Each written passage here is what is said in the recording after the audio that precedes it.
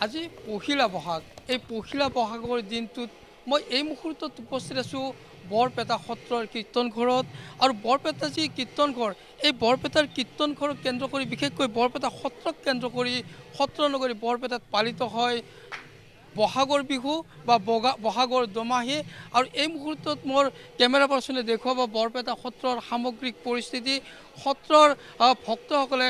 বিভিন্ন ধৰণে তেওঁলোকে এই ধৰণে আৰ্শী সত্ৰত সেৱা লৈছে আৰু এই পহিলা বহাগৰ দিনটোত তেওঁলোকৰ নিজৰ লগতে পৰিয়াল তথা সকলোৰে মংগল কামনা কৰি এই ধৰণে ভক্তসকলে আহি সত্ৰত সেৱা লৈছে আৰু দেখা গৈছে যে বৰপেটা সত্ৰৰ যি সত্ৰীয়া পৰম্পৰা অনুসৰি আজি পুৱাৰ প্ৰসংগ ইতিমধ্যে চলি আছে পুৱাৰ প্ৰসংগৰ পিছত এই ধৰণে বৰপেটা সত্ৰৰ যি কীৰ্তন ঘৰত গুৰু ঘাট বজাই আছে এয়া এই কথা ক'ব বিচাৰিম যে সত্ৰৰ প্ৰথম প্ৰসংগৰ পিছত এই ধৰণে খোল প্ৰসংগ অনুষ্ঠিত হৈছে আৰু এই খোল প্ৰসংগৰ দৃশ্য আমি কিছু দেখুৱাবলৈ যত্ন কৰিম এই মুহূৰ্তত আমি বৰপেটা সত্ৰৰ কীৰ্তন ঘৰৰ যি গুৰু আসন এই গুৰু আসনৰ সন্মুখত